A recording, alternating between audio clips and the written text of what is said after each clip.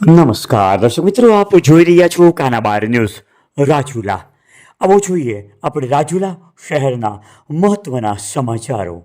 રાજુલા નગરપાલિકામાં સફાઈ કામદારોએ કર્યો હોબાળો. રાજુલા શહેરમાં સફાઈ બાબતે કામદારોને વારા પદ્ધતિ કરતા સફાઈ કામદારોનો કર્યો વિરોધ.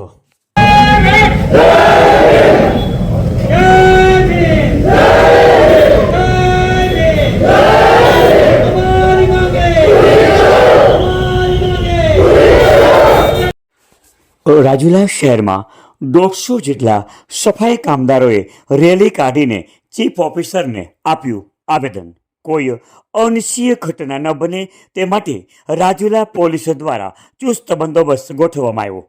વાલ્મીકી સમાજના પ્રમુખ જીતુ બારૈયાએ 2 કલાકનો તંત્રને સમય આપ્યો. તમામ સફાઈ કામદારોને જેમ ચાલતા હતા તેમ જ રાખવા. જો અમારી માંગણી નહીં સ્વીકારાય તો આવતીકાલથી સફાઈ બંધ થશે. તમામ સફાઈ કામદારોને નગરપાલિકામાં નાખ્યા ધામા. આપો જોઈ રહ્યા હતા કાનાબાર ન્યૂઝ રાજુલા. શાંતિપૂર્ણ રીતે અમારી માંગણી અમે માંગ કરી રહ્યા છીએ. એ માંગણી અમારી સ્વીકારે, જો નહીં સ્વીકારવામાં આવે તો રાજુલા નગરપાલિકામાં જોયા જેવી થશે. જીતુ બારિયા, સમસ્ત વાલ્મીકી ગુજરાત પ્રદેશ પ્રમુખ. હાલમાં જે રાજુલા નગરપાલિકા રહી ત્યાં 15 દિવસના વારા સિસ્ટમ છે કે 15 દિવસ સફાઈ કામદારોને આવવાનું અને 15 દિવસ નહીં આવવાનું. તો આવી પ્રથા ગુજરાતની 149 નગરપાલિકા છે તેમાં કોઈ જગ્યાએ એવી પ્રથા નથી.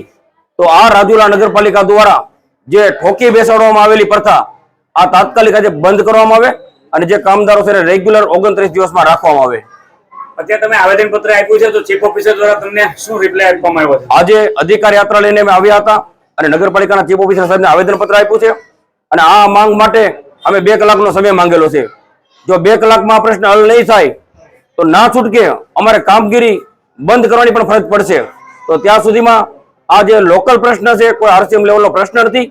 જે નગરપાલિકા અને નગરપાલિકાનું સંચાલનમાં જે પ્રમુખશ્રી છે આ સંકલન કરીને આ પ્રશ્ન હલ કરી શકે છે.